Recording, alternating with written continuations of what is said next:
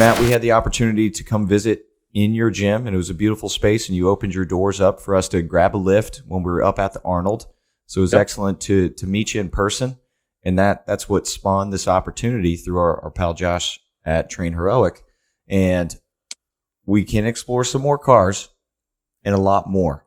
So all-time world record holder at equip squat, raw squat, masters in biomechanics, which we were rapping on a little bit, you and I, and then working with all sorts of athletes from tactical to you had a professional athlete in there at the time. And then I've seen you speak at NSCA about working with novice athletes. So there is so much for us to explore today. John, anything you'd like to kick off with? No, dude, you actually have done a really good job of setting the table for this podcast. Yeah, Matt. So let's, I did a 10,000 foot view. If you have anything to add. Yeah. Not polishing my own knob or anything, but being one of the top 5 lifters in the world in my weight classes for 15 years with no injuries, because most people that do shit that I do, they're around for a year or two and then they're gone. So for me, it was learning how to train not only hard, but very smart was the way that I felt set me apart from a lot of people. You find there are a handful of strong people in each generation that would be all-time world record holders, but they don't last very long because they train either very stupid or they don't have that long-term thought process. And I always wanted to get as strong as I could and reduce the mileage as much as I could, which at first was a selfish plan, but what it actually did was teach me how to train other people for long-term careers. The big difference between training an athlete, say as like a pro football player, is, they might be around, if they're lucky, 2 to 6 years in the NFL. When we get these guys in the fire department, they got to be around for 30 years. And that changes the spectrum of how and what you're going to do training these tactical athletes. Find is they've taught me as much as I've taught them, because I'm very thoughtful of mileage when we're doing stuff. I can't put an exercise that's going to beat somebody to the ground if it's only going to make them stronger for the next 6 months, but the next 20 years they're going to pay for it. And in the NFL, you're trying to get as much as you can out of every person as long as you can, but the lifespan is usually not a 20-year career. So your thought process and training is a little bit different. Hey, Power Athlete Nation. I need to take a few moments to thank our sponsor, Power Athlete Training Systems, for providing the best training programs on the universe, in the metaverse. I mean, really, if this is the Matrix, and I'm pretty sure we're stuck in the Matrix, Neo and Morpheus are uploading Power Athlete Training Systems. I'm pretty sure they're doing Field Strong. What do you think, McQuilkin? Oh, I agree. They are on a specific training program for what they need. And to find out what you need, listeners, head to powerathletehq.com/training and take our little survey to find the perfect training program for you. So we have developed training programs specific for an archetype. You want to get jacked, we got Jack Street. If you're looking to foster and develop athleticism, we got Field Strong. You're looking to kick the door off of hinges and smash things and cut up and just be a fucking badass, we got Hammer. If your first experience in terms of lifting weights and getting used to a barbell using a basic linear progression with Bedrock, that's the right one for you.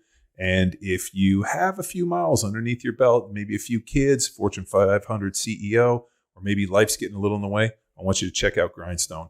And if your job and your desire is to fucking wad your face off, I want you to go check out Johnny Wad. And if you want to stack on a little Johnny Bot on that and hit a little bodybuilding accessory, we got that too. So what we've done is we've created this amazing catalog of services, these training programs designed for archetypes, and every one of them fits a specific user. And you know what? If you want to find that user, go on. I want you to take the survey, and then I want you to click on and take our 7-day free trial and see which one is right for you. Best in class training. And for less than $1 a day, you get it delivered straight to the mobile app Train Heroic. Mm-hmm. And if you want to sign up for our newsletter, you can go to powerathletehq.com / or / newsletter. I want you to go to that, sign up for the newsletter where you can get more information, not only on training programs, get discounts on shop on the merch, and really just know what's going on within Power Athlete with the Academy and some of our other initiatives. And the latest episodes of Power Athlete Radio. Which is really the most important thing. Power Athlete Radio, the premier podcast in strength and conditioning, and your resource for the best information on training, nutrition, cars, maybe some movies, banter, I mean, we've been on other fitness podcasts, and when it comes to banter, we can fucking out banter anybody. Yes. And if you're a big fan of Power Athlete Radio, don't forget to smash that subscribe button. Hit us with a 5-star review that we will read. If you leave us an amazing 5-star review, we will read it on air. And believe me, I love reading the reviews, especially the 5-star ones, because it lets us know we're doing a good job. And we got some very creative listeners out there. We do. I mean, that's why there are people. Yes. Throw your hat into the ring. Again, head to powerathletehq.com/training for all your training needs. Take a little survey, find out what you're training for. 7-day free trial on that program, and training for less than $1 a day. Thanks for Power Athlete Radio for sponsoring this podcast. See ya. Bye. And take us back to your beginning. So you went to school and studied health and then biomechanics for the master's degree. Like, did training, was that a part of your youth? Was it sports that led you to the barbell? How'd you begin? Huge. So, well, it starts before that. So 6 years old, I'm out in my neighborhood playing around on bicycles with my friend. I get demolished by a car at 50 miles an hour by a drunk driver. That breaks my right leg in 6, my left in 4, shatters my pelvis. So I'm bedridden the entire first grade for a whole year. I had the cast. I don't know if you saw it in the gym. I have the original cast for my right leg in there. And so I had to learn how to walk again. I had to learn how to stand again. My legs were the size of this fucking pencil when I got out. And so everything on my feet hurt. So I gravitated to swimming, and I was a pretty good sprinter. So I would swim the 50 free was my deal. And because it didn't hurt my legs. And slowly but surely at 7, 8 years old, my legs started to recoup themselves. My mom, if she was sitting here right now, could tell you that she would cringe listening to me trying to play T-ball, because when I would run to first base, you could hear my knees in the stands cracking. Mm-hmm. And from just all the scar tissue and all the beat down. So with that being said, I don't have a lot of softness for people going, oh, I can't squat, my knees hurt, or I can't do this, my back hurts. So get the fuck out of here. Right. Mm-hmm. So at 11 years old, I'm coming in from playing with my friends, and my uncle, I lived with this at the time. He was probably only 21, and he was kind of a partier and didn't ever really could hold a real job. But he was always really athletic.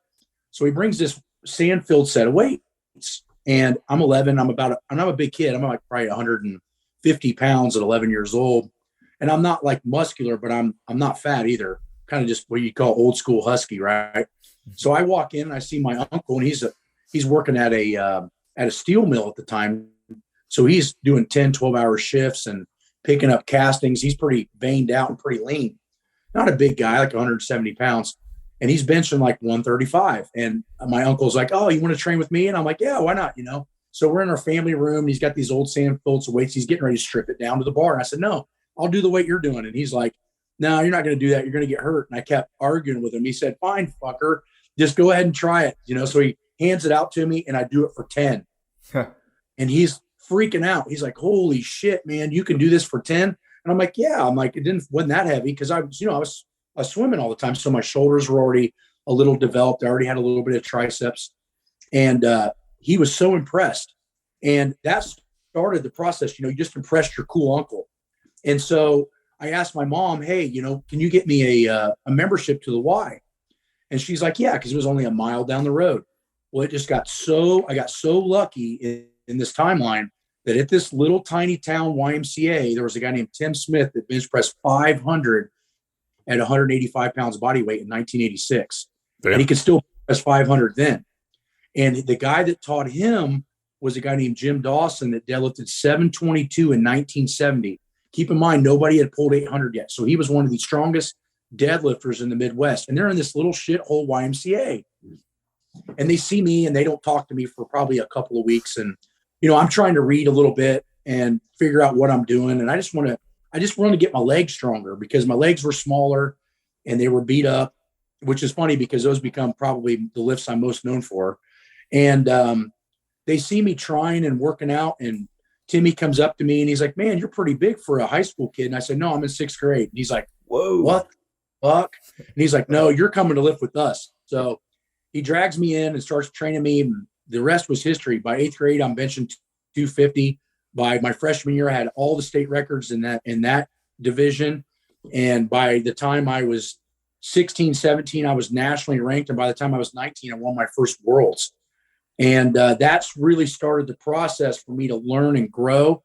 And then I met a guy through my mom's work friend that was John Torring, which was the head strength coach for the Indianapolis Colts. And he's like, well, it's going to take a lot more than just being a strong kid to do that. Keeping in mind that at 19, I just won my first worlds. The big TV station, Channel 6 from Indianapolis, had come and done a piece on me. And I could do 45 reps with 225 at 19 years old, which was, I'm pretty sure, better than everybody in the NFL combine that year. And but keep in mind, I'm just a lifter. I'm not really a football player. So I give all the respect in the world for those guys. But I was very, very strong at 19. So long story short, the Arnold Classic at that time was still mostly pro bodybuilding, pro strongman, pro powerlifting. It isn't the shit show that it is today. And a friend of mine, Brad, he drove me over there, and I see Louie Simmons and I see Dave Tate and Jerry Abramovich and George Halbert and Kenny Patterson walking out. And George Halbert had just won the bench bash for cash, doing like 766 on the bench at 220. And he's walking out, and I see Louie, and Brad just like nudges me. Go talk to that fucking guy. You're not going to get any stronger staying in Indiana. So I finally get the balls, which is, I'm a big kid at 19, but I'm not Westside Barbell beefcake, right? So I walk over and I hey, Louie, and he turns around and I'm like, my name is Matt Wenning. I'm a 500-pound bencher at 19 years old, and I'd like to come over and train with you guys sometime if I can. And he's like, you seem pretty strong, man. Come on over sometime. So I get the balls about maybe, I'd say 2 months later. I call him. He answers the phone.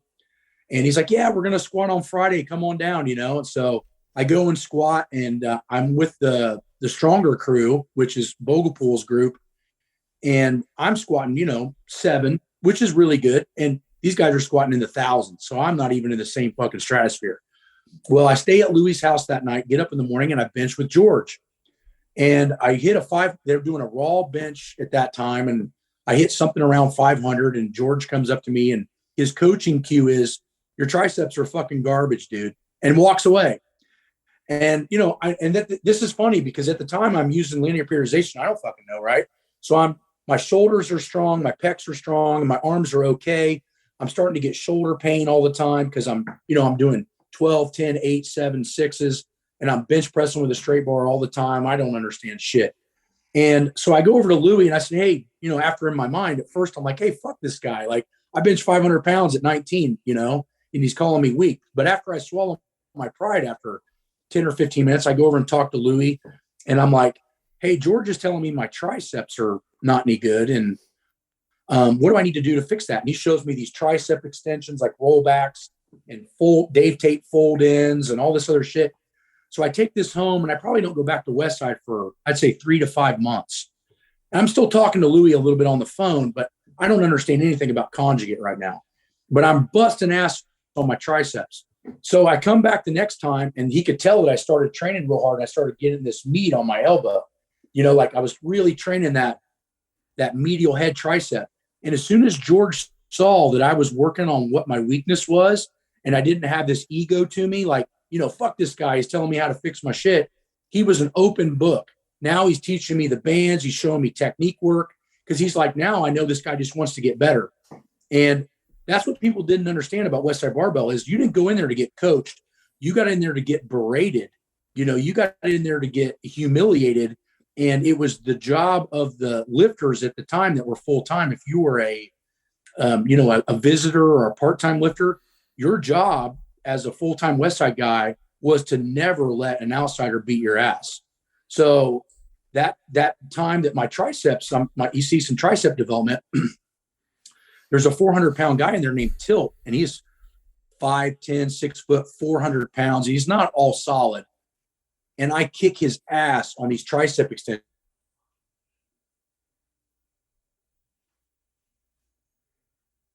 Keep up with me. And Louie's like, you fat piece of shit. You got a kid coming from another state, and he's beating your ass.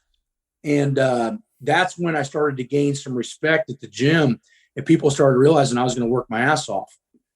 So then the relationship between me and Louie was really good. He started donating reverse hypers to Ball State University. Wade Russell was the head strength coach there, played for the Dolphins and the Bengals. He was my mentor, and he donated a ton of equipment to the athletic weight room. And we were the first that I know of. We were the first powerlifting team that was allowed to train in the athletic weight room in a Division I college. So now not only are we helping with the teams, we're also able to train with the football crew stadium. I mean, we didn't train at the same time that the athletes trained, but we had keys. We could go in and work out in the weight room. We had amazing sound systems and, much larger budget than what you'd ever see at a YMCA. And a lot of it came from, obviously the John Touring starting the process of me getting into school, Louie starting to show me how to train smarter. Fast forward a couple of years, I have all the collegiate American records. I won collegiate nationals as one of the only conjugate guys, because back then, and even now, people in the USAPL train like total idiots. So they were doing all this linear periodization shit and specificity. And Louie's teaching me all this variety. So I'm not squatting with a straight bar every week. I'm not benching with a straight bar every week. I'm doing all this weird shit. And now I'm showing up at these collegiate nationals and I'm decimating everyone. So in 2003, I'm ranked third in the world in men's open, and I'm a junior. So now it's like, oh shit, I think Matt Wenning knows what's going on. So 2004, I get into my graduate program, and I'm one of the younger guys to squat 900, and I do it at under 300 pounds. And that's when Louie was like, this guy's legit. He might be able to break a world record. 2005, I'm finishing my thesis, and I have enough time to train, but not really compete. You know how I'm sure one of you guys know people that have master's degrees. If you're doing it at a real school where like guys like Dr. Kramer and Dr. Volek are your professors, you're not putting out shit information, and the schooling is very, very hard. So in 2005, I didn't really get to do any meets per se. And then at the end of 2005, I finished my degree. I move over to train at Louie's full time. And then I go from being probably 17th in the world to the top 10 within about a year. And that was kind of how Louie and I's relationship started. I started writing articles for Powerlifting USA, for Westside Barbell. I started, I had met Mark Bell there at the time.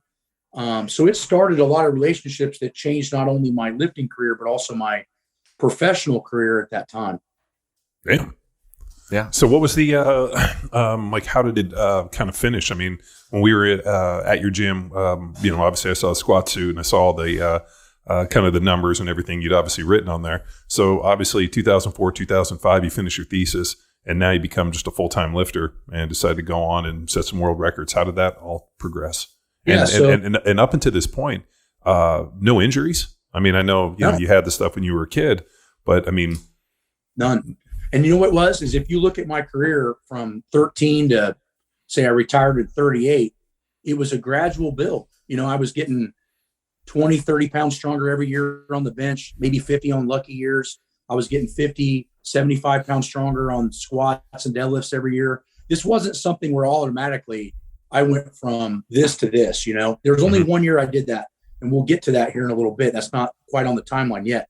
So in 2005 was the first year that Louie Simmons started to recruit lifters outside of Westside.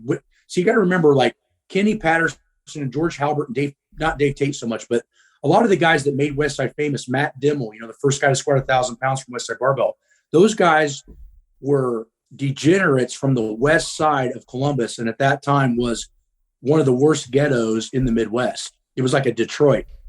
And Louie was taking these guys that had no future and making them world champions. So my generation of guys were the first guys that he started outsource from out of state. Well, I'm coming from India. Greg Panora is coming from Maine. Phil is coming from North Carolina. We're starting to create this group I consider the best powerlifting group ever assembled. Our average squat of the group was 1,030. Our average bench was 715. And if you didn't deadlift 800, you didn't lift with us. I mean, imagine that 6 or 8 guys in a crew can all do that. Never be assembled again. And so Louie had a really good crew. Well, we started going to APF seniors and breaking all the records, and Greg starts breaking world records, and I'm up in the top 5 with a master's degree. I'm writing stuff for Louie. I'm developing the Westside certification. I got hundreds of hours in it, which initially was taken from me, but that's a different story. But I started having issues with Louie when the Cleveland Browns. So Buddy Morris is the Cleveland Browns head strength coach at the time. Buddy Morris comes down to the gym and starts to see me, not only my size and strength, but also he starts talking to me and knowing that this isn't some meathead guy from the west side of Columbus. This dude's smart, and he needs a new assistant because Tommy Malinsky is getting ready to leave. And so he's talking to me, and he talks to Louie.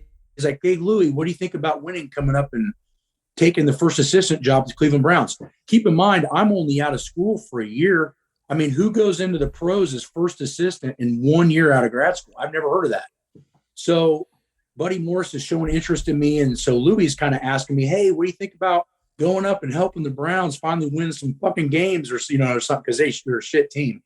And I'm like, "Man, that'd be an awesome opportunity." Well, in reality, what Louie saw was, well, Matt's going to start backing off the lifting. He's working on a professional career. He didn't like that because to him, if you're not about making the Westside Barbell record board bigger, there's no sense in you being there.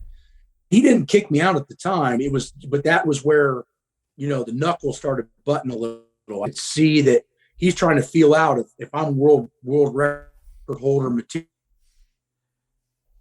I'm just doing this because I'm trying to advance myself. And reality, it was both. I wanted to be a great strength coach and I wanted to work with top level people, but I knew, and personally, I never wanted to be the guy that was telling other people what to do without pushing my body the limits first. But if a first assistant job at 6 figures is going to fall into my lap, well, what the fuck, right? I mean, I'm at Westside and I'm making probably $1,000, maybe $1,500 a month. And now I want to be better than that. I'm not tired of living like shit, But Louie sees that as kind of a sellout point, but it's not. So this is a funny story. So I'm hired by the Cleveland Browns. Sorry about that. I'm hired by the Cleveland Browns, and I never work a day. They fire Buddy Morris when Romeo Cornell comes in. Buddy Morris doesn't even know he's being fired, and I don't have a fucking job. And I'm thinking to myself right then and there, fuck the pros. There's no security in it, and I'm going to make my own fucking way, and I'm going to decide if I get hired or fired. And that was the tipping point for me in my career to go solo. And that was kind of a breath of fresh air to Louie because now he knows he's got me a little longer. So now I'm moving into the top 5 in the world. I got a 2,500 pound total. But then I started taking information from different places. I start talking to Dr. Zatsiorsky. I have direct contact with him because Kramer was his adjunct professor. Now, anybody that knows anything about training knows Zatsiorsky's probably the smartest fucking guy to ever even talk about weight training, next to Vorkashansky, Bevdev, and a couple other guys. Noticing I'm not mentioning any people from America, right? So I have direct contact to Zatsiorsky, and he's given me a lot of this information that's translated from the Soviets because a lot of the books that were really about training couldn't get our hands on because they were all Soviet literature. But Zatsiorsky was in charge of the entire Soviet system from around 65 to 85. So he saw all the data and all the stuff. And he's telling me, Matt, you might be utilizing too much gear and you need to get more muscle mass to get stronger at this point. So we're showing bar speed and dynamic method and all this other shit. And I go back to Louie and I'm like, Louie, I think we're in briefs and suits too much. We need to start going raw. Nah, we don't need to do that shit. We need to stay our course and blah, blah, blah. And I'm like, no, man, I'm telling you, we need to start going raw. So he's like, fuck it. Fine. Do what you want to do. So me, Panora, Harrington, and a couple other guys, we take the gear off 1 week, then we go very marginal gear the next week, and then we go gear to the max. So basically what we're doing is we're creating a tier system of, you're raw, even though you're training, right? You're not hitting 1,100 pound squats. You're maybe doing 850-ish range with just a belt. So what I noticed was I was actually deloading on my raw days and maximally loading muscle tissue. And then as the weeks progressed, I was using neurological loading. And then when I would put the gear fully on, my muscles were fucking huge from doing all this failure wall work and all this other shit. Well, case in point, Greg goes to his next meet, breaks the all-time world record at 242. I go to the meet, I knock JL Holdsworth off the board, and I bench right under 800 pounds in a shirt, which put me as the strongest bench presser as a power lifter. We had one guy that was better than me, and he was a bench only guy weighing like 400 pounds. I weighed like 303, and I was doing basically the same weight he was after squatting. And now Louie's kind of opening up for what I'm learning, but I'm using a Bill Crawford style bench press shirt style, which is, you keep your hands, you let your elbows flare out until the shirt grabs completely. Then you roll into a tuck, and then you let your elbows come back out off the shirt, and it just boom, right? Well, Louie's idea was to keep your elbows tucked the whole time and roll your body and then throw it back. It never worked for a lot of us. My bench was stuck at around 700 for about a year and a half. I learned, Bill Crawford teaches me this, and I go to 800 like that, same bench shirt. And I was also getting stronger at the same time. So after that, Louie's starting to get some animosity because I'm not necessarily listening to everything he's telling me to do. I'm starting to piece what's working together for me. And that's what I remembered Louie being in the day was you experiment and you find what works for you, and then you push the limit. At that point, there was a lot of stress. Him and Chuck Vogelpool were having a lot of problems just with coaching style and just personality. And so he was getting a lot of stress on that. And I'm kind of learning my own way of what's working. So case comes to a head. We're doing one of those raw squat sessions. And I mean, shit, I got like 750 on the bar and just a belt doing it for triples. I mean, for anybody, equipped or raw, that's an insane squat. And Louie's bitching at me the entire time. This fucking shit ain't going to work. And you don't know what the hell you're talking about. And I finally just, I'm on a bunch of drugs. I'm just like, listen, motherfucker, if you don't like what we're doing, I'm okay with it, but go sit in the corner and we'll talk about it when I'm fucking done squatting. I was just had enough. And he's laughing it off, but deep down, he's pissed. And so I'm the only guy that has my own office at Westside Barbell. So the next day I go in the office and George Halbert comes in and makes this weird statement to me. He's like, hey man, get a hold of me later. And I'm thinking, okay, and then not 20 minutes later, Louie comes in and he's like, hey, I don't think you're a good fit here anymore. And I'm like, what are you talking about? All I've been doing is getting better the whole time I'm here. And that's when I started to realize that there was more ego involved than just getting better. And so he kicks me out of the gym and I'm distraught because I've moved all the way over here from Indiana, and I don't have any money and I'm just in a bad spot. And Chuck Vogelpool calls me, which is his key lifter. He had left a couple of months prior. And he's like, you know what? You need to come and train with me. I'll let you do what you want to do. You've been getting better the whole time. Let's put a team together and let's kick Louie's ass. Yeah, let's do it. So there's another gym down the road that didn't have any key lifters, but now they had me and Chuck. So we created a team called Team Extreme. We found this other lifter that was an amazing guy, super strong, didn't last very long, but very, very strong. We made a team together, and next thing you know, 9 months later, I go to his pro-am, Louie Simmons' pro-am, and I take all of his money. So I not only break the all-time world record, I go from like fourth best in the world to the best in the world in one jump, which is that big stratosphere jump that I told you about. And really what it was is I was training the same way that Louie had taught me, max effort, dynamic effort, etc. I just was building in deloads where I was recovering. So now instead of running myself into the fucking ground every week, I would go easy, medium, berserk, deload, easy and medium, berserk, deload. And what I started to notice is with that wave, my body just kept adapting and adapting. And that's where everybody screws up. You can train as hard as you want, but if you don't adapt to it, it doesn't mean shit. So I learned what my body and how it was ticking. And Greg is seeing this at the same time going, holy shit, Matt's onto something. And that really burnt his ass. And I said a lot of things I shouldn't have said. Louie's handing me the money and the magazines are taking the picture of I'm the best lifter and the world record holder. And I look at him and I go, I told you I was going to come back and take all your money, motherfucker. And that's when shit hit the fan because now I couldn't hold my mouth back because I just proved a point, right? And at that time, I felt like, that was warranted. But looking back at it now, it was just, I was a 28-year-old fucking snot-nosed kid.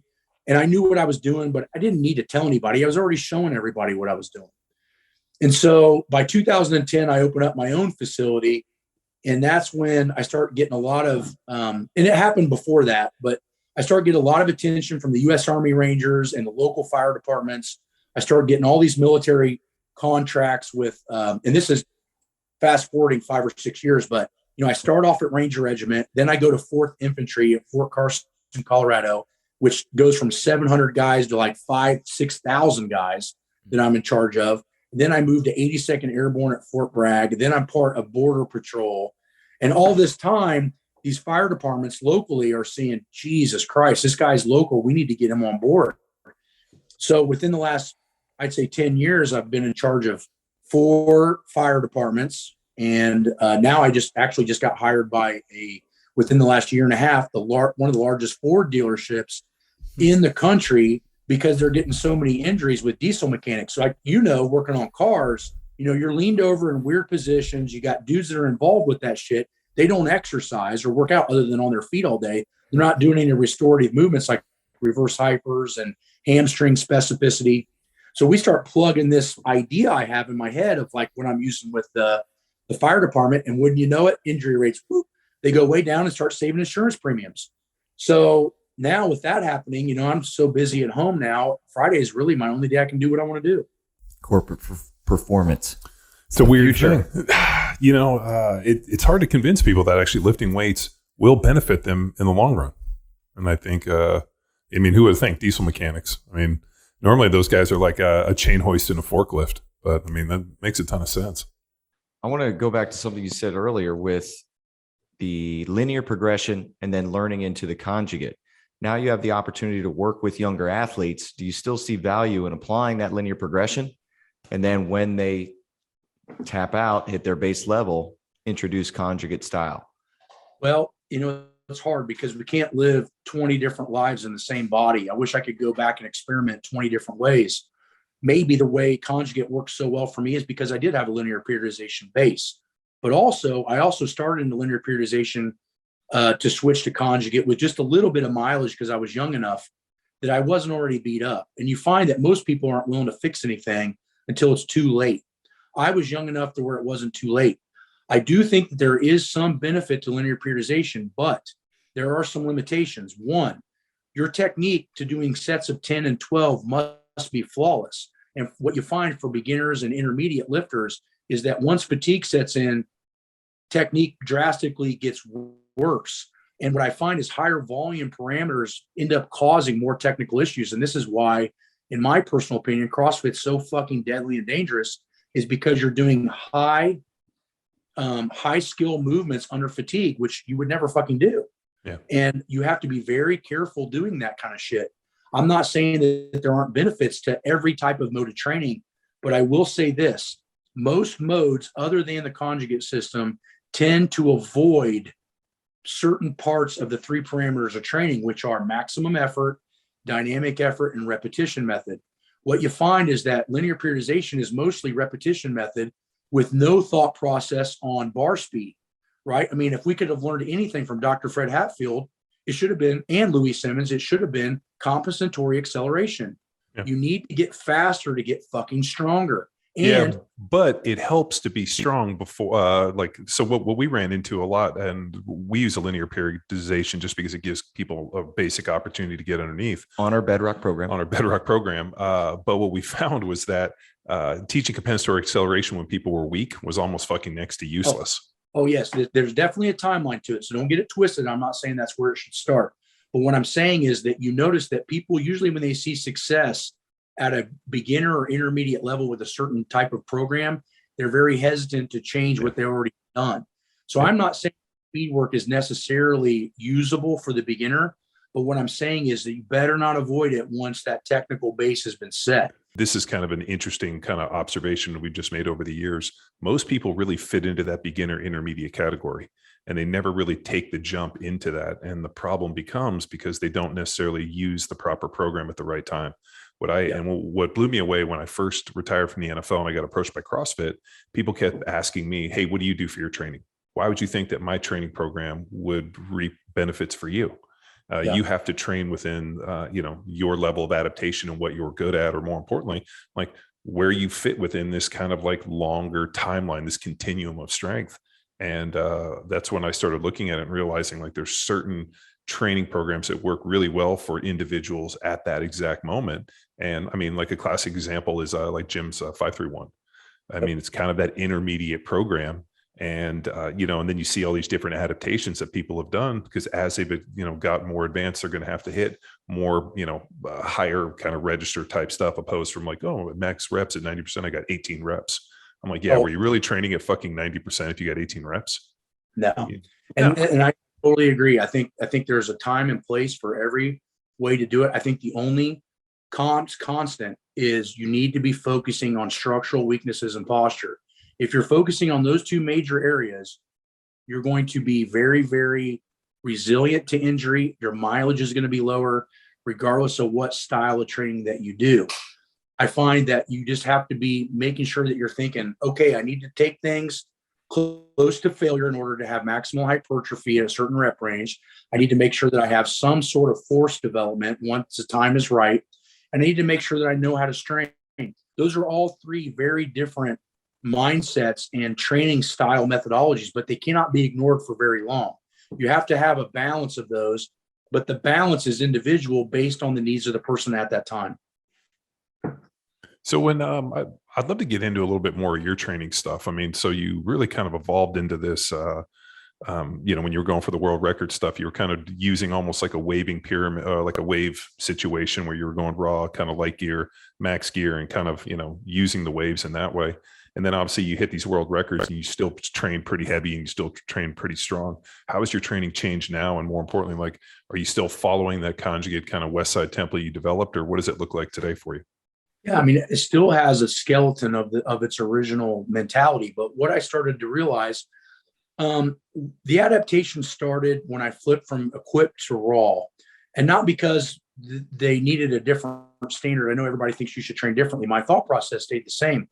But what I found was personally is once I got to a certain point where I was very close to all-time world records raw, that the squat was beating me down so bad, either because I was getting to be in my mid-30s and or because I was ignoring GPP or physical fitness in a specific range as far as generalization of weight training. I was driving home from a meet. I had just hit the third highest total of all time raw in my first raw competition. This is pretty impressive. What year is this? What year? This is 2013. So you had trained basically equipped for, I mean, since what, like, 2003, 2000. I mean, so you're over a decade equipped.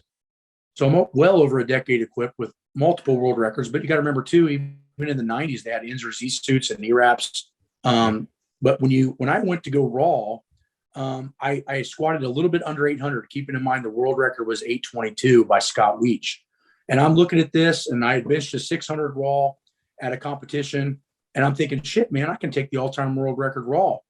And I go to this meet just to kind of see where I'm at. I'm not maxing. I'm just figuring out what the battle plan is and getting some video down so I can see where my weaknesses are. Again, I'm applying my skeleton of training based on what I need at that time.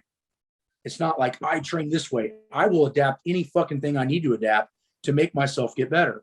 So I'm driving home, and my first inclination is I don't have that 600 bench after that 800-pound raw squat. It's gone. It went back down to like 574. And I'm driving home going, did I not get strong enough? What's the problem, right? And then I'm thinking, as I'm driving home, it's about a 2.5-hour drive from this meet. And I'm like, wait a minute.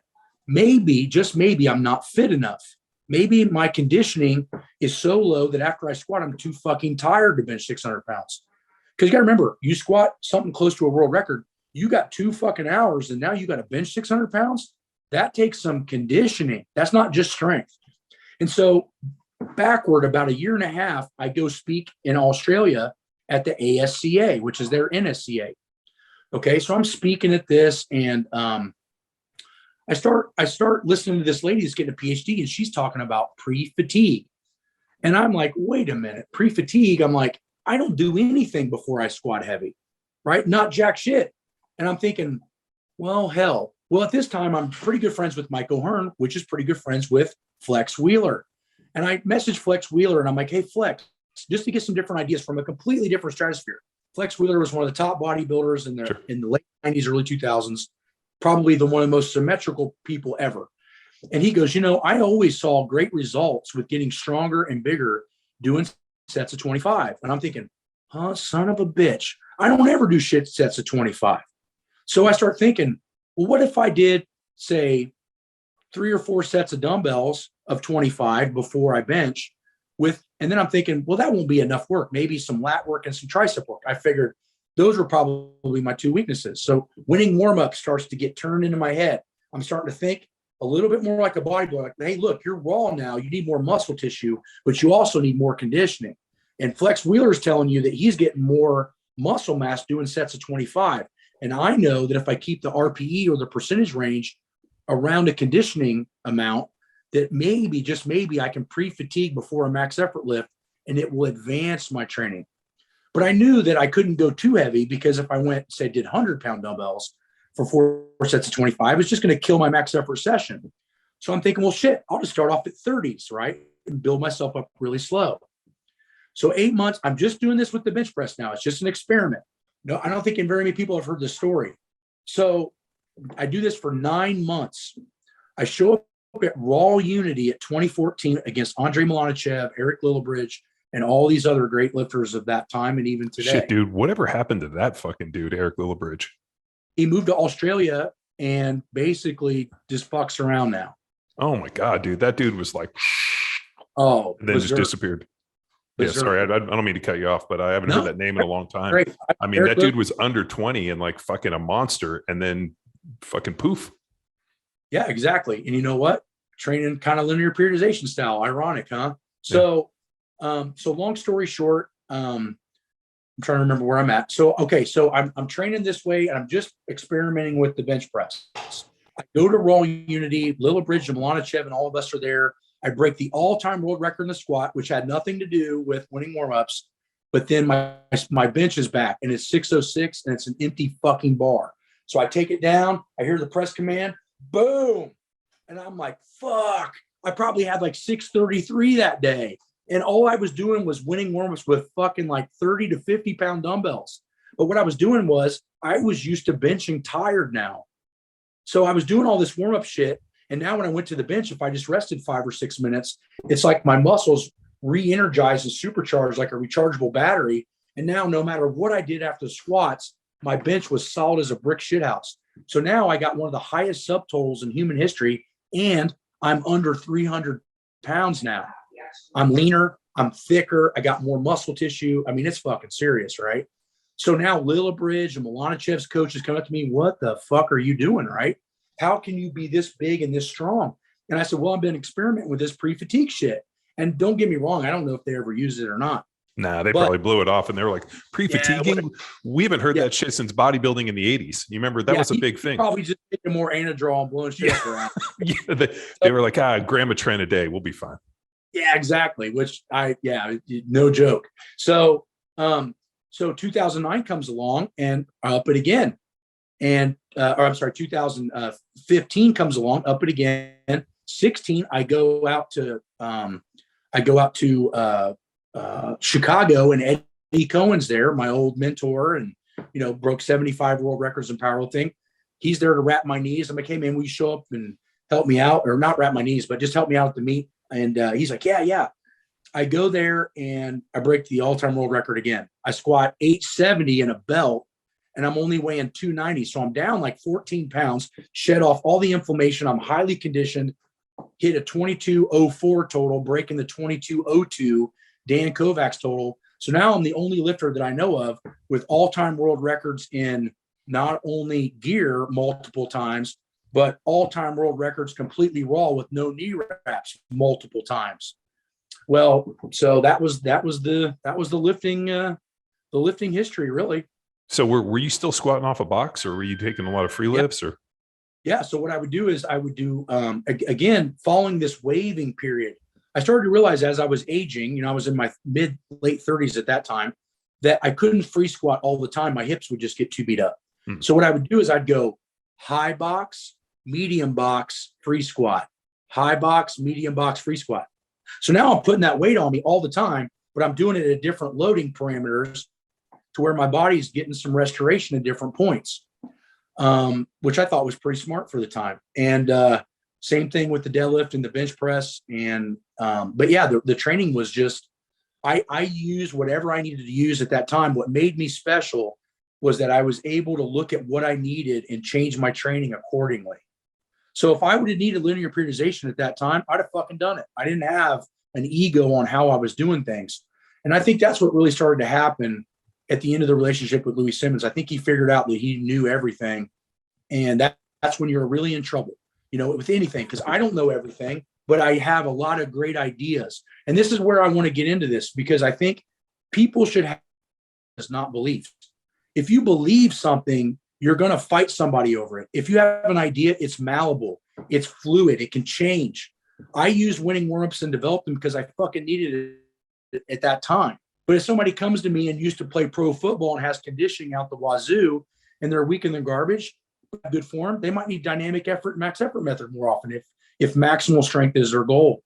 So what you have to start understanding is, what I like about Conjugate system is all an ability to adapt to what you need at that time, but it's also following biological rules that cannot be ignored.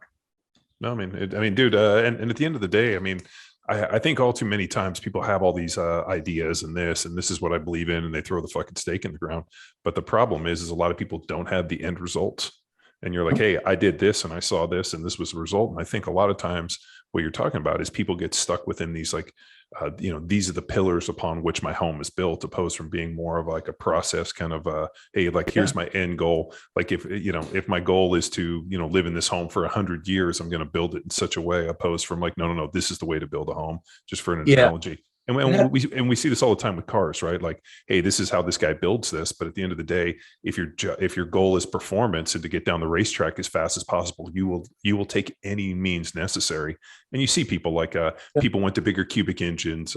They went to nitrous kits, and then everybody got into turbos, and they got into smaller motors, and then they figured out suspension and lighter. I mean, you start kind of making tweaks, because at the end of the day, from going from point A to point B and as quick as possible is the end goal.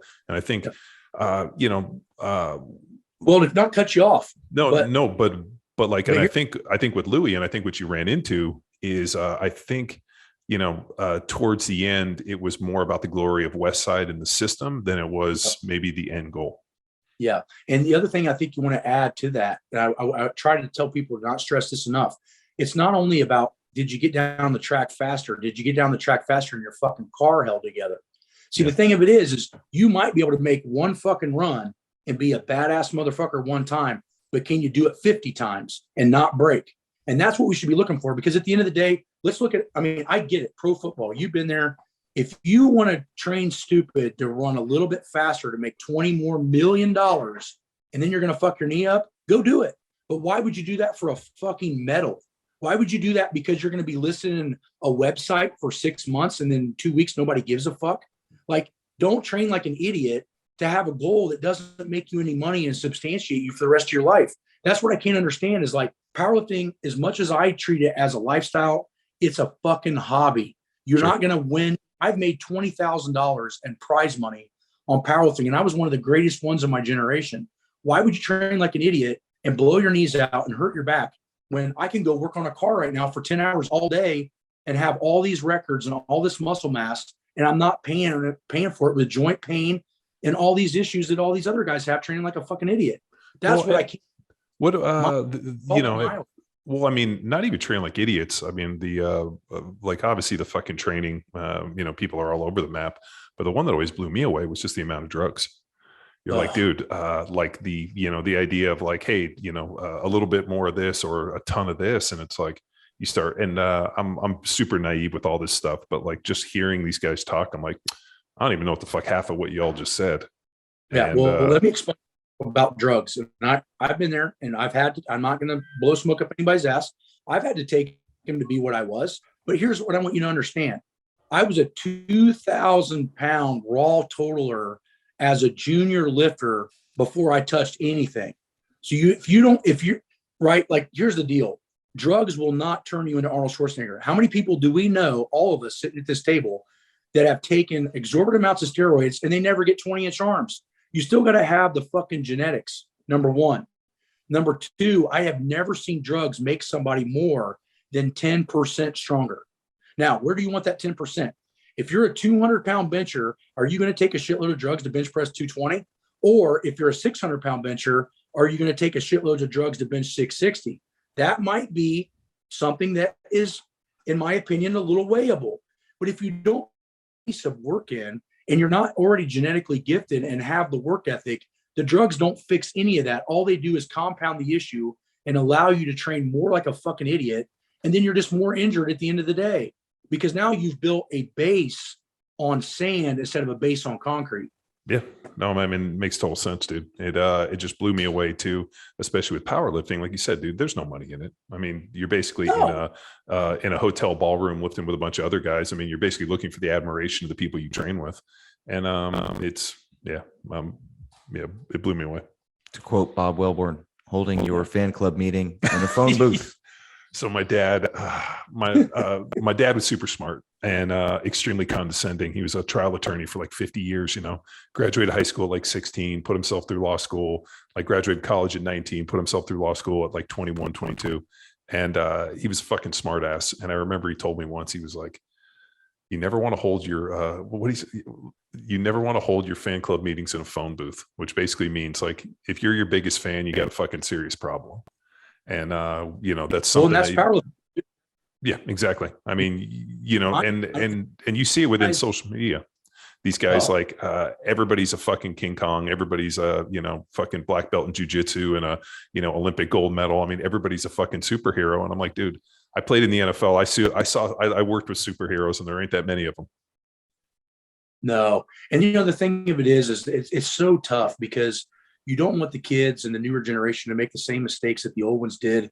You don't want somebody to, you know, it's sad because, you know, at the end of the day, I'm upset that Louie Simmons and I never truly got to mend things, even though you probably seen me post, he sent me a book and wrote in it that he was my friend. And that was kind of shitty, you know, I mean, sad for me, but the big thing is I tried to reach out to him a couple months ago before he passed, and I never got to hear back from him, probably because he gets a lot of messages the same as I do. But, you know, the big thing is it's going to be sad because he worked his whole life to make that Westside Barbell record board something special. And guess what? In 1 year, nobody fucking cares. And how many bridges did he burn? And how many people did he get pissed off for the way he acted or he did? And I'm not saying we're all perfect. We all have our demons and we all do things that aren't right. But my point is like, it's fucking powerlifting, man. Like, you know, I mean, we get so caught up in our own little bubble, you know, that it's so difficult. And I try to get this new generation to understand that, because just because it's more popular on Instagram and Facebook and Twitter and whatever, it still doesn't mean shit. Yeah, I did see a post you shared following Louie's passing where you were nervous in the direction of strength as a whole. So yes. Think of this as an opportunity with our viewership. What can you offer to now right that ship? It's a tall order, and it's not just Louie Simmons. You know, we lost Verkhoshansky in the last couple of years. Charles Poliquin's gone in 2018. We just lost Judd Logan, which was a four-time Olympian here for Ashland that changed strength conditioning and track and field, in my opinion, to almost everybody. We've lost so many pioneers at a young age. Louie, I mean, was close to 80, and we can't, you know, you take steroids for 50 years, you roll the dice. But he told me he took a hit of Dianabol every day for 50 years.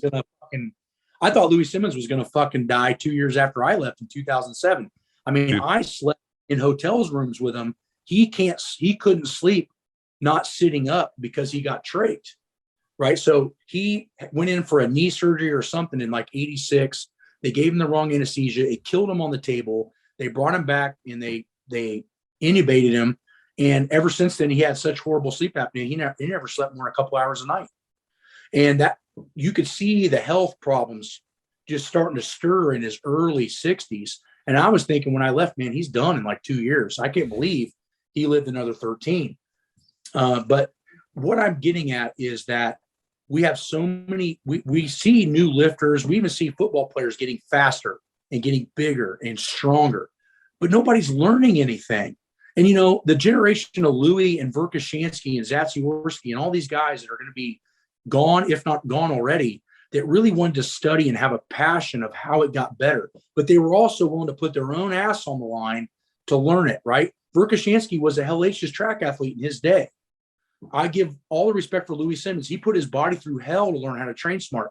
All these fucking guys now, they either are meatheads with no education and they don't want to teach anybody, or they want to sell some cookie cutter bullshit, or we got a PhD that's never lifted shit that's not going to put his own body through the ringer to figure out what works. So now we got this huge gap of guys that are not only heavily educated, but also insanely strong and work through their own adversity to make themselves amazing coaches when their physical time is up. That was my whole point to it, right? I'm not saying that going to school and getting a PhD is wrong. And I'm not saying just being a meathead is wrong. But when you're trying to make the next generation better and pass a torch, you got to have both, because there are certain things that academia is never going to learn, and there are certain things meatheads are never going to learn. And until both of those two are combined at a high level, we're not going to have that in a generation, because I feel, in my personal opinion, I'm one of the few of this generation that has both, right? I mean, the only other guy before Louie that had it was Fred Hatfield, and it's just sad, because I can only count on one hand of the guys that I would call and ask training advice to right now. Whereas 15 years ago, I had 20. And we spoke in person about, you had an opportunity when you were in college to go down and intern. Like, how important is for that as maybe athletes to help other athletes to start to understand, hey, there's something to coaching. What are my coaches talking about? So not just stand up and execute. Why are we having to do this, sets, reps, these movements? So the value of that internship, that's what I want to pull out. Well, I think a bigger question or concern is, why are colleges getting rid of graduate assistants? It's money. I mean, but what's crazy is that the schools have never had more money for this stuff. Where the fuck is this money? Yeah, I'm with you. Case in point, Ball State University, I love dearly. That's my university. It was the #1 exercise science school with Dr. Kramer and Volek there in the world at the time. Dr. Trappy, Dr. Kostel. If you don't know these guys' names, you don't belong in exercise science in any way, shape, way, or form. Now you drive through campus and you got these $20 million, $50 million buildings and no fucking good professors. They don't give a fucking shit about education. It's all about presence, right? How many weight rooms have all three of us walked into and go, shit, they got $100 million in this weight room with a $50 an hour strength coach? Yep.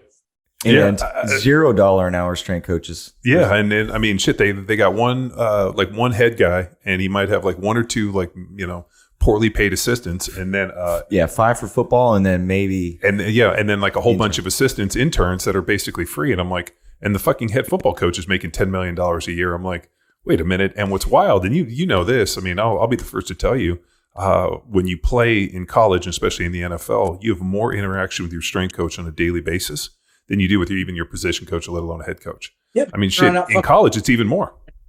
Yeah, they're not out recruiting and trying to do all the other bullshit it takes to stay on top of whatever they're trying to stay on top of. The strength coach is usually the one that should give a shit about player development. And that's why when you see the pros, when they go to pro teams, this, guys going to pro teams and they think, oh, it'd be cool to be a pro strength coach. You're a paid babysitter. And those guys, whatever they did in college, that's what they want to still keep doing. Mm-hmm. So I'll tell you a little story. When I went to Cal, we had a strength coach named Eric Hone. We did kind of like a standard kind of powerlifting, 5s, 7s, 3s, kind of, a little bit of bodybuilding, a little bit of power cleans, whatnot. And they fired him. And then we brought in a guy named Todd Rice that was 100% Olympic lifting, snatch, clean, and jerk, front squat. We weren't allowed to bench press. We actually had to go down to the RFC, which was our rec center, to bench press because he wouldn't let us bench in there. And then it was, snatch, clean, and jerk, push press, front squat.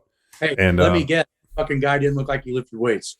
No, he was, fairly well put together. Okay. And he was, what was wild is, and then we got into, everything was about, overspeed, plyometrics. We did a ton of jumping. Fuck, dude, I front squatted I squatted 610 when I was 19, and I benched 500 when I was 22. And and then I front squatted like 500, I think, for a triple. And I think I verted like 32, 33 inches. And everybody got stronger. fucking, it was like the perfect program at the right time, just because it was such a different, than what we'd been doing.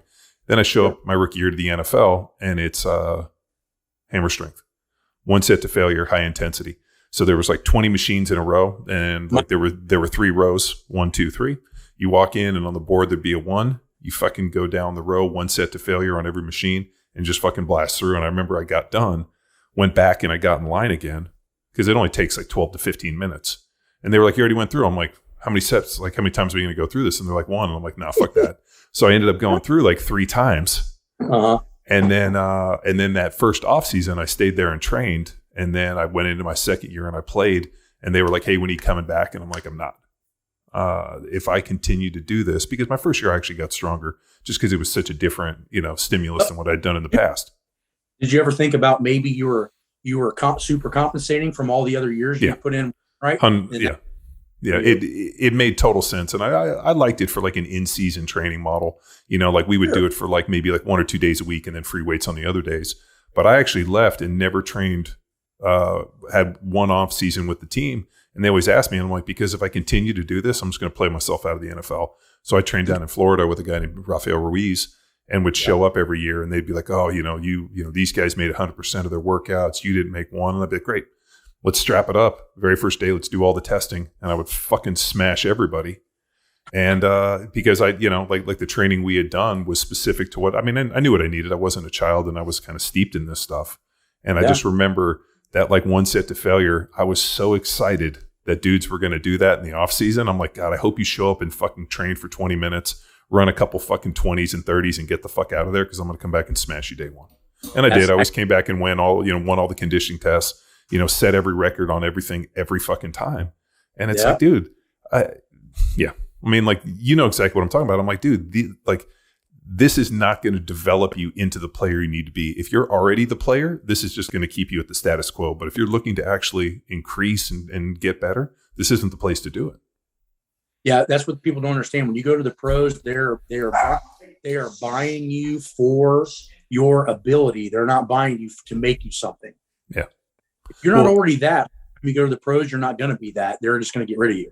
Yeah. Well, if you can't play, like I remember I got drafted. I was the second pick in the 4th round. I showed up to mini camp, and I was like the 3rd string right tackle or left tackle. I can't remember. I played pretty well. I came back for the OTAs, and I remember I walked in, and there was all these empty lockers near mine. And I'm like, "Hey, where did all those old guys go?" And they're like, "Oh, we cut them." I'm like, "Why?" And they're like, "You're going to start at right tackle." And I was like, "I'm a 4th round draft pick." They're like, "Yeah, we drafted you to start." And I remember thinking like, well, I'm a 4th round draft pick. I might get a chance to be a backup for a little bit and play myself into a role. No, they're like, "Hey, if you can't play today, you're not playing in the NFL." Dang, that's crazy. Matt, speak to how you operate with athletes now. A lot of tactical. We met one professional that was in there. Do you aim to educate? So not only find weaknesses, what they're good at, give them a program, but do you aim to educate so they can protect themselves when they do leave and go with other coaches? Yeah, absolutely. The big thing with tactical is you have to make motor patterns instinctive.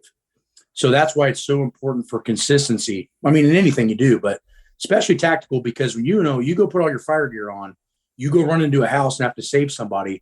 You don't have time to think about foot positioning and where your posture's at. But if it's ingrained in your head every 72 hours, then the chances of you doing something perfect are much, much higher.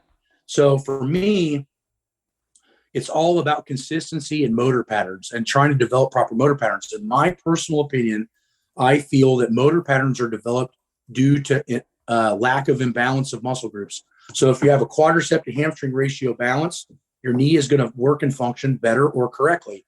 If you have a lower back to abdominal or TVA balance, as far as, basically just abdominal muscles for the layman, if those abs and your lower back are developed and they function correctly, you're probably going to move correctly.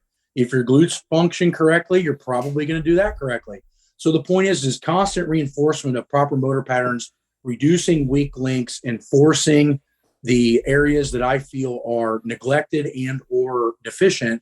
You're always working towards those areas. And that doesn't matter if it's a fucking athlete, a tactical guy, or a general pop person like I got at Riker.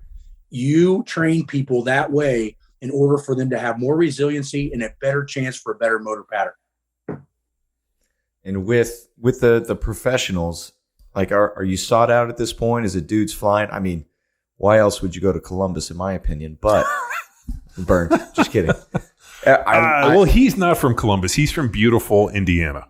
Oh, shit. Well, I've lived here like in claim Columbus now. Yeah. Well, when dudes travel to you, is it for a week? Is it 3 weeks? Is it one day? And they seek you out for your expertise in certain lifts?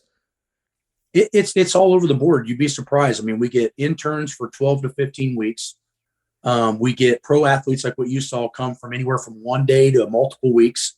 We get, I got clients, lawyers, and doctors that fly in from Florida once a month, and we basically polish them up. But now the nice thing is with the advent of, the internet, we can do so much on online coaching. We got 130 clients, some pro athletes, some just general population and everything in between. And now we have 5 online coaches. So, all of them have master's degrees. Some of them have played in pro football. Wade, my old mentor and boss at Ball State, is now I'm his boss as the online coaching. But as far as he started the weight program at Ball State, and he has his master's CSCC and has been in strength conditioning since 1982. So in reality, there's no other people I'd rather have on my team, but it took me 10 years to develop this situation where I feel I have all these people in place to basically I can turn my head and go focus on, I was actually talking about this today with the guy, the head guy that runs Riker. He said, you got this glass and you got stones, pebbles, and sand. And if you put all the stones in first, you can't fill it with sand or pebbles. You have to do everything kind of equally to fill it up as much as you can. And that's what I've tried to do with everything, meaning you want to focus on big stuff, and the little stuff and the small stuff will kind of play itself out. It's all getting the right pieces in the right time. So, but you also find it's a budgeting thing, right? I mean, not everybody can spend $200, $500 a month on online coaching or these other things. So we try the best we can to have some like Train Heroic apps for tactical and conjugate. So people are training smarter with maybe less, interaction that we can have just based on financial, hours that we have in the day. So we're just trying to put out as many products as we can. I feel not only because I've looked at other manuals, but I have a lot of pride in what I do. If you look at a lot of the power building and powerlifting and hypertrophy manuals that we put out, I don't know that anybody's put out programs like I have with the amount of data, research, and development that we have. I mean, there is nothing on the website that I haven't taken at least 20 people through and seen results. And I'm saying minimum. Usually it's hundreds, and put that stuff through the grinder to see if it works. So it's one of those things where we just try to help as many as we can based on what the budget that we have. Obviously pro athletes have a different budget. Lawyers and doctors have a different budget than some guy working in construction. So what we have found in the job is, contracts with fire departments and townships and car dealerships that have a large overhead, but they're also spending a lot of money on insurance premiums. The biggest thing that helps us is the rising cost of medical stuff, right? Like, if you can get a little bit stronger, a little bit more resilient, and maybe get a knee strain instead of a knee replacement, you just save somebody a couple $100,000. And that's where I think, really showing that level of expertise and ability is next generation, because what you start seeing is you can save a company. I mean, I have the data, which I can send you guys for the thing, but from 2009 to 2017, one of my fire departments, they were spending $600,000 a year in insurance premiums. And in 2017, we're spending $100,000.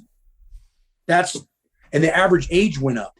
So it wasn't like we got a bunch of old guys out, a bunch of new guys in 10 years. The average age went from 41 to 44, and the injury rates dropped so much that they were saving $500,000 a year. Like, that's big shit. It's a lot of equipment. Yeah, no, I mean, Rob Wolf had that retention deal, wrist retention deal in Reno, where they went in and the city of Reno came in and they basically implemented, kind of a whole food paleo-esque diet, a little bit of strength training, a little bit of like mobility work. And I think they saved the city of Reno like $21 million in 1 year, just in terms of insurance premiums, injuries, being at like statins, drugs. I mean, it was it was, I remember when Rob came and presented the model, he was like, holy shit, dude, this thing's going to go to the moon. And the problem was nobody was really fucking interested in it because it was just uncovering problems that were systemic within this thing. University of Harvard or Yale, it was a big school, came out with, for every dollar spent on a wellness program on the long term, it saves the department or township $17. So there's a 1,700% return, where you're just like, holy shit, right? But the problem is a lot of people that work their way up into those, say, chief levels or mayor levels or whatever, they're not fitness people. No. So a long-term investment, just like training smart is a long-term investment, everybody wants short-term results. They don't want this long-term. So when I go into these fire departments and in Ford, they go, we'd like to pay you this, but what's going to be our return? I said, I will start making you money in 5 years. Well, if they start backing away, going 5 years, I'm like, I'm not your guy. I'm out of here. Because that shows me you don't have the right mindset. It's like somebody coming to you and say, hey, I want to play pro football. And you're like, well, I might be able to get you fast. I'm just saying, let's just say genetics are out of the way. And they say, hey, it's going to take you 5 years to get strong enough and big enough to play. And they're like, well, I wanted this in 60 days. Get the fuck out of here. Yeah. With that whole corporate wellness. It's behavior, man. We've done it on big scales. I mean, we try to implement, corporate performance programs, and it's always met with like the bean counters where it's like, do we want to, hire more people? Do we want to do this? And it's really fascinating how people don't put this stuff at the forefront. Like, man, like the age old, like people don't stop lifting weights because they get old. They stop lifting weights and get old. It's kind of a deal where, I still want to bang weights and train into my fucking 70s and 80s. And hopefully, I go and have a great training session, go lay down and fucking die. And, they wheel me away. With this. That's why I started attacking more fire departments, is because when a fire chief comes in, right, I try to go in and attack it immediately, because a fire chief is probably going to stay in charge for about 10 years, right? They're not going to be a pro strength coach. It's going to be there 1, 2, maybe 3 seasons. They're not going to get a lot of rotation of guys. You might say you got 75 firemen in a township. They might only rotate maybe 6 or 8 of those in 5 years. So now I got guys in my grasp for a long period of time. And then once you have data like what I got, where you can show a 10-year slope of saving money, now if you got a guy that's there long-term, now you can sell a long-term program. But if you're going and attacking people that are trying to jump around and, make big strides in short times, you're never going to have a wellness program that's going to do jack shit, because they're never going to do it. Yeah. Getting the wellness program signed off on is half the battle. Sure. So now what are some phases of introducing this program that you found more successful, and if any problems you first ran into? Is it a benefit for Matt to go in there first day, or is it a matter of empowering the administrators to then lead the program? It's a tough one. I think you're talking about a coin flip of luck. I mean, you have to have, right now it seems like all the dominoes are falling on the table for me, because I've had this long-term data. I have enough ability to talk to people, and I'm also the stature. People are like, hey, this guy lives the shit. He's not just blowing smoke up my ass. But the big thing is you got to have a little bit of luck. You got to have a little bit of experience, and you got to show what you've done in the past. If I show my longest fire department, which I've had for 16 years, and you're showing, nearly $500,000 a year savings, hey, the ball's on their court now. You know what I mean? But see, the problem is most people come in and go, hey, this is going to make you guys a lot better, and you're going to be a lot healthier. Well, where's your data? Well, you don't have it, so that you got to have the data to do it. You got to have also the smarts to do it. And you got to be able to actually do it. Meaning, like, just because I have data that resistance training program helped someone reduce injuries doesn't mean you're going to adopt the same program that I use. I mean, we do a lot of traction-based movements, a lot of reverse hypers, a lot of belt squats. It's not your traditional meat grinding powerlifting Chico style of squatting 3 times a week. You're not going to fix, you might get somebody stronger in the short term. You're not going to fix jack shit with injuries. Yeah. Right. Yeah. Well, what's the one that people, you said Boris Chico, but what was the, those stupid fucking squat everyday programs that people love to do. And then all of a sudden their squat goes up like 5%. They're like, yeah, I got stronger, but every other lift, and they fight. What was that called? Everything works. Yeah. Corey. No. They had like the Chico programs where it was basically like you squat every single day and it's all you do. And people are like, oh, but I got 5% stronger. And I'm like, every ounce counts, John. Yeah. But stronger for 75% joint tear down. Yeah. Great idea. Well, and then the other part too is just because you got stronger doesn't mean that like you didn't leave strength on the table. I mean, you know, like I hear people all the time like, oh, I added 3 pounds to my bench. I'm like, fuck, dude. Now I get 5% stronger. I take a fucking deload. If I'm recovered, I'm going to be 5% stronger. It's so amazing to me that, the problem that I feel, and I'm not being a dick to any of the listeners or even myself, lifting tends to attract people that have a very low education and they don't have a long-term thought process. It's all about these quick fix bullshit. And, the entire industry is built on it. And that's the biggest problem that we face today. And that's what I talked about with this. I'm very nervous for the future of strength training. Yeah. We run trainer road programs, different programs, reverse engineered from a goal, and work in deload weeks. We've done amazing work, in my opinion, of rebranding. I actually call them reloads. Exactly. So I hated the term deload because whenever we were having the train heroic programs and people would come in during the deload, they would be like up in arms. And I'd be like, hey man, it's team training. You got to jump in, just fucking hang out for a week and fucking you'll be fine. So I actually changed it to reloads, and I'll constantly be like, hey man, just like I emptied my fucking magazine and I got to put it in a magazine, you got to reload. Occasionally, unless you're in a fucking movie with Arnold Schwarzenegger where all of a sudden they're doing like, 1,000 round dumps without reloading, I'm like, you got to have a reload. And all it does is help me get back into position, allow for a little super compensation. So take a deep fucking breath and just hang on for a fucking week. And man, like the I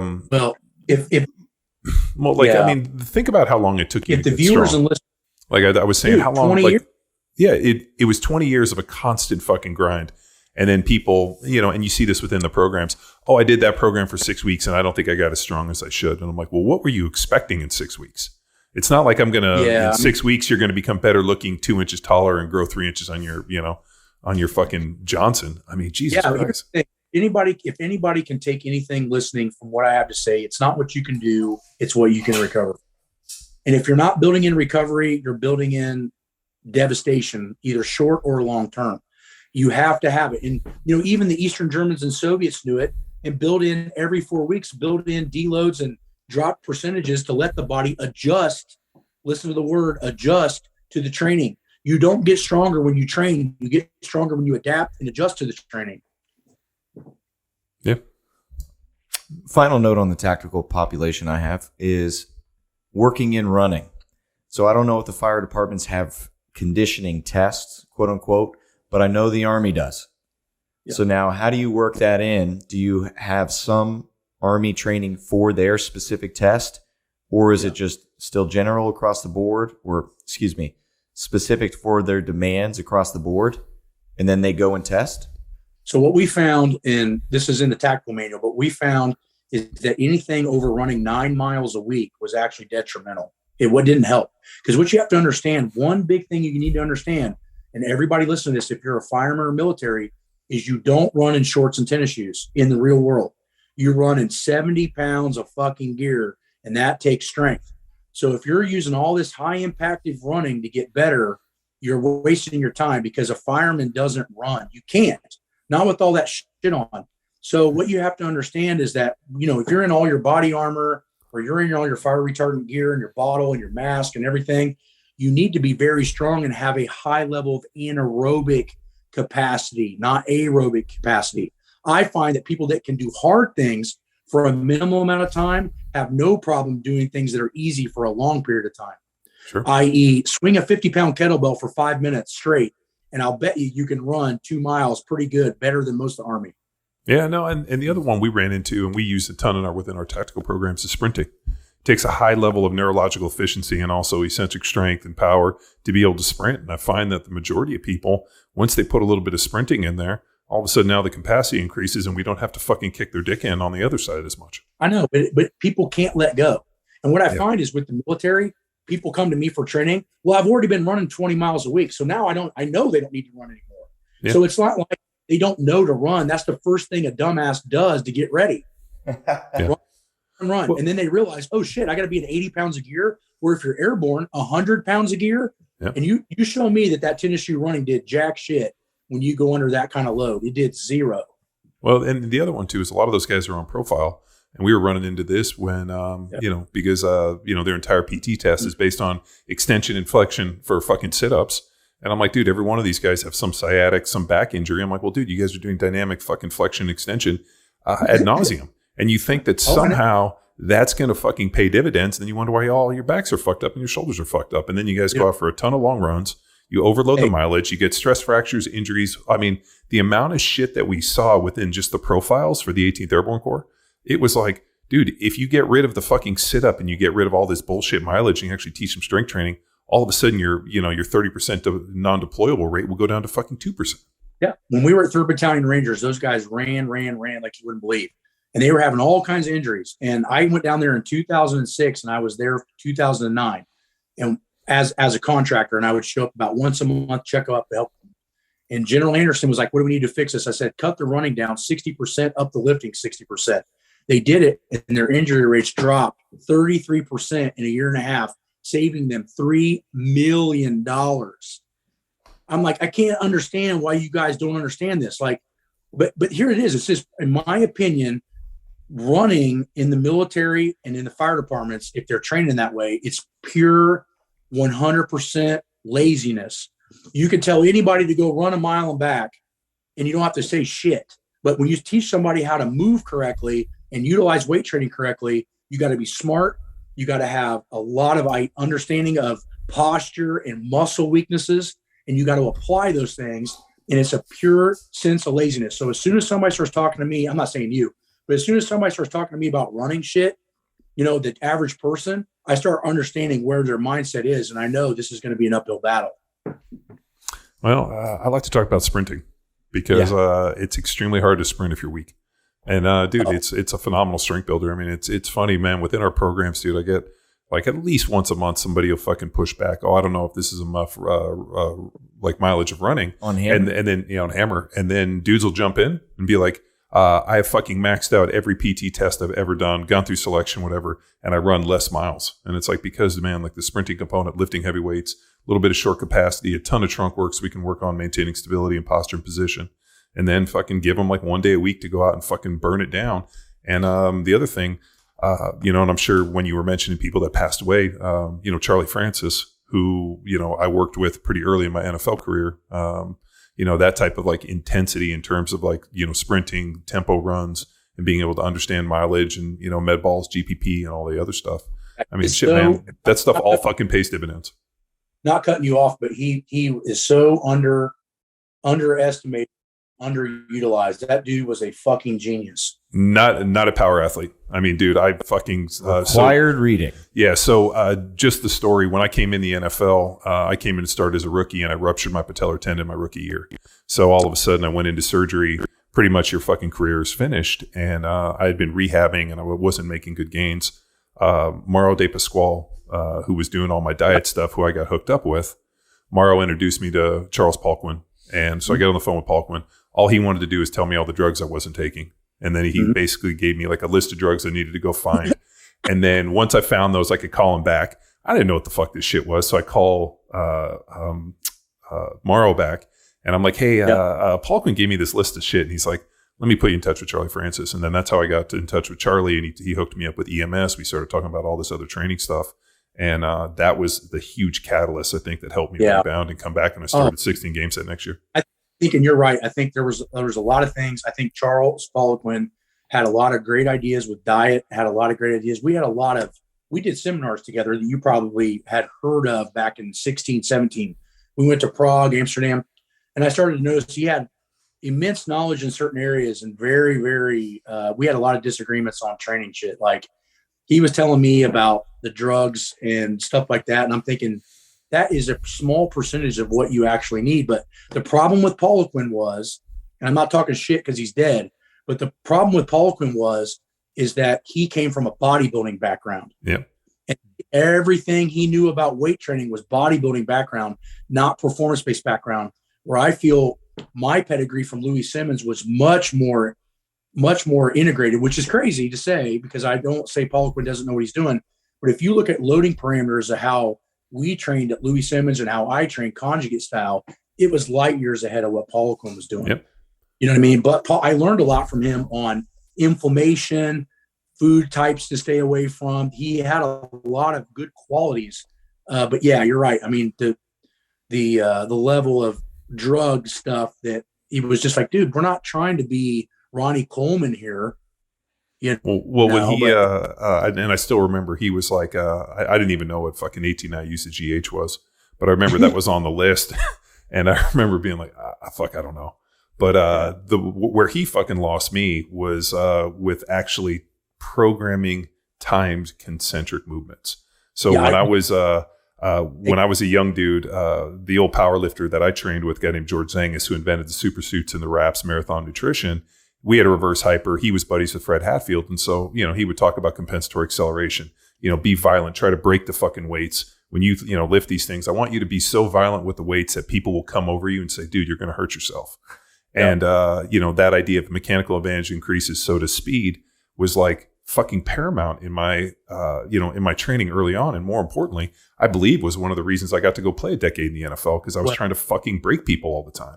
And then all of a sudden, when I get in with the Poliquin stuff, and he's like 2 fucking 3 count concentric. And I'm like, dude, concentric, you move that motherfucker from point A to point B as violently and as fast as possible. And at that point, I was like, I'm done. Agreed. We had the same conversation in the first seminar I ever did that he was speaking at, and he let me come in for free. And I had to take off of his back 275 on a fucking squat. I'm like, okay, I'm going to listen to your nutrition, and I'm going to listen to supplementation. You can shut the fuck up about weight training right now. Because I put my arm down, and I'm like, my fucking forearm was bigger than his quad. I'm like, I'm good. Yeah. You know what I mean? Yeah. No, dude, it's so when I lived down in Tampa in the off season, trained with this guy named Rafael Ruiz, and we had about 10 NFL players that showed up every day, and we had this fucking phenomenal training group. And like when you were talking about having like a crew of individuals, I really think that like when you can put together a highly competitive group of individuals, it's the fucking moon. And one of the guys that was training with us brought David Boston in, and he was Poliquin's fucking poster boy. David Boston shows up. He's wearing these fucking green cat eye contacts. He's fucking huge chest, huge quads. I mean, the dude's like 260.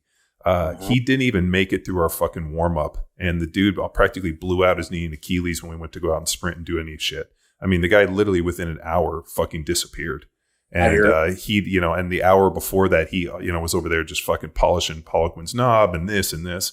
And I left there thinking, hey, was that motherfucker that was trying to get me to take 18I use a GH fucking 5 or 6 years ago? And at that point, man, I was like, I'm good. Yeah, I think really the most powerful guy that Poliquin ever trained was Adam Nelson.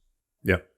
Adam Nelson was a fucking animal. But I am 100% in agreement with you. Concentric is 100% as fast as you can fucking move.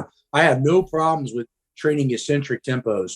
But when you start talking concentric tempos, me and you are going to have a big fucking problem. You know what I mean?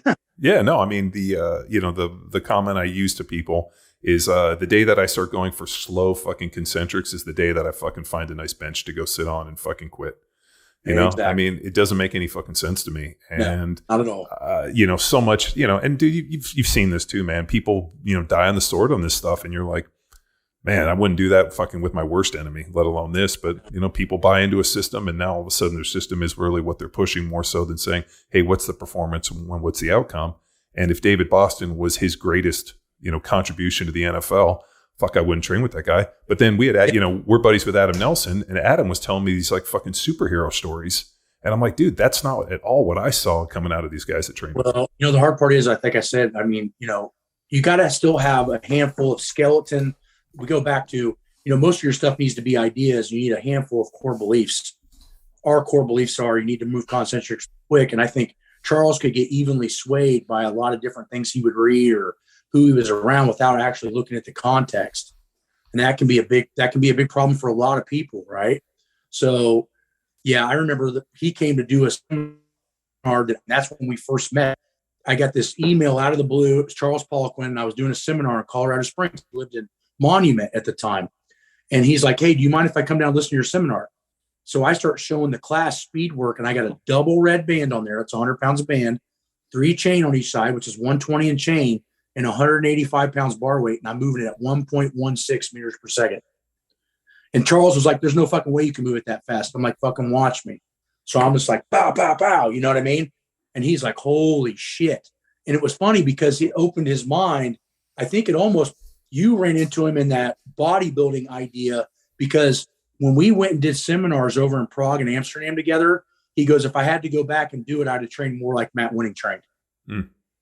So maybe he was learning. I don't know. Well, I mean, dude, if you reference Zadaskorsky, I mean, anybody that's read Science and Practice knows rate of force development, your ability to generate force, I mean, there's directly related to bar velocity. And, you talk about accentuation phase with Fred Hatfield and the ability to be able to speed up eccentric accentuation phase into a concentric.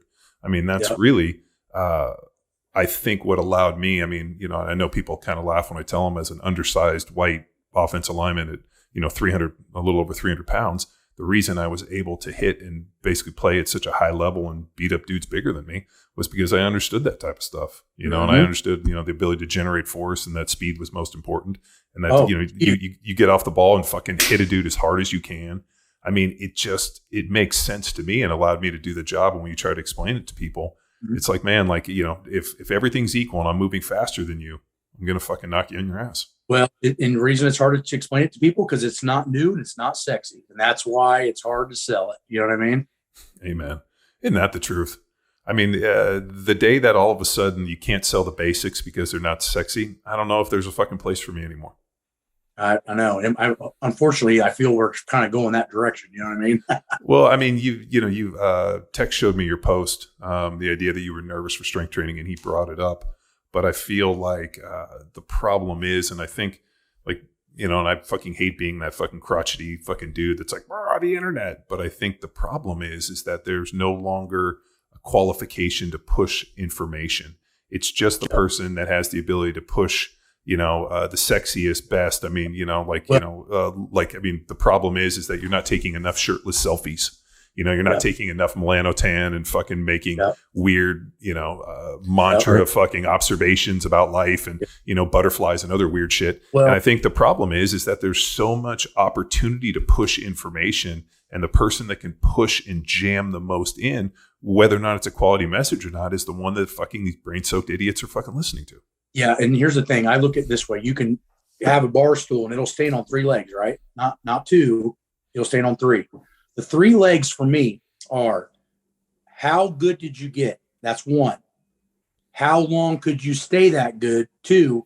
And what is your level of experience as far as education is concerned? If you're highly educated, you've pushed the limits physically, and you've stayed at that limit for a long time, you probably have an opinion that I would love to listen to. Now, doesn't mean that a person only has one of those doesn't have something to offer. But in my opinion, if you don't have those 3, sit the fuck down and let somebody else step up, like a Fred Hatfield or someone of that nature, and explain to you how to get better. If everybody else would shut up and let those people take the reins, we wouldn't have these problems. But again, we got one guy that looks amazing, so we think he knows everything. We got another guy that's got a PhD that's never lifted a weight before, and people think he knows everything, right? I mean, so you have to have all 3. If you got all 3, I would love to hear your opinion. And I feel that we need to have a baseline of what makes an opinion matter. And for me, you have to have those 3 bar stool legs. Yeah, well, you have to accomplish something. I mean, that should be the basic. Have you never accomplished anything? I mean, not to say you might not have good information, but if I want to squat 1,000 pounds, I'm going to go talk to somebody that's probably squatted 1,000 pounds. Yeah, because you probably don't know about it reading from a book. Yeah, I mean, I remember, what was it, 2011? Man, this was a long time ago. Maybe it was even 2010. Louie called me on the phone, and he was trying to put together a certification, what you said you'd done, and or you were in the process of writing. He needed to put together a board, so he calls me and goes, "Hey, would you sit on the board for us?" So I went out there to Westside, and I think this is after your time there, and I only know that because Louie was real good at talking shit on people, and you and Vogerpol were 2 of the individuals that he was most fucking hot on. So I'm assuming this was at. I'm assuming this is when Vogerpol had started. What was it, Lexon or Lexon? Yep. And so Louie was fucking hot as hell on all that. But so I went out there and trained for a couple weeks, and got to see his groups, and I think we had like 16 meals in a row. And finally, by the end of this thing, I realized that the Westside method and everything that he talks about in all the books only exists in that fucking shitty little gym with him, the fucking music at level 10, fucking playing the ringmaster. Yep, you're exactly right.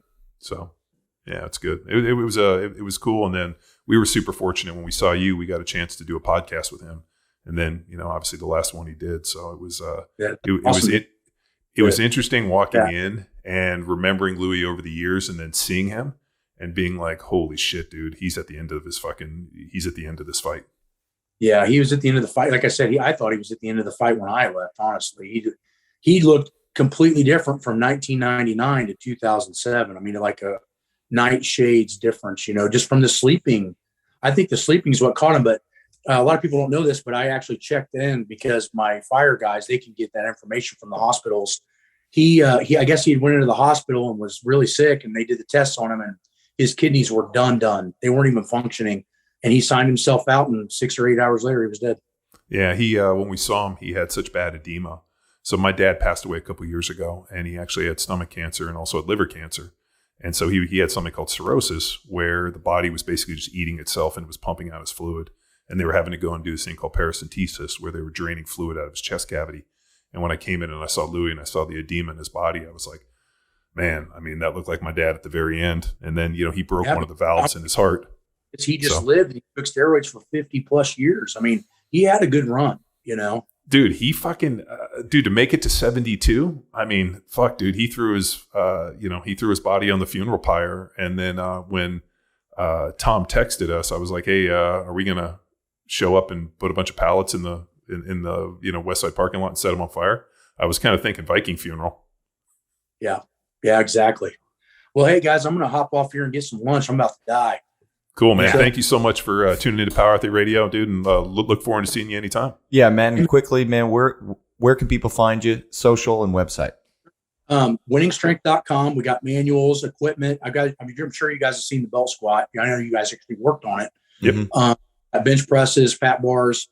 Also, we're on obviously my Instagram page, Real Matt Wenning. I don't know if there's any fake ones out there, but that's the real one. And then that we show a bunch of exercises there. And then the YouTube channel, actually, we just shot a video on Louie Simmons and the entire story. It dropped while we were talking. The Wenning Strength is the YouTube channel. It's growing really well. And we put out a lot of good information there for everybody for absolutely free. Cool. Excellent. All awesome, right, man. Well, thanks for tuning in to Power Athlete Radio, and we'll see you soon. See you, homies. See ya.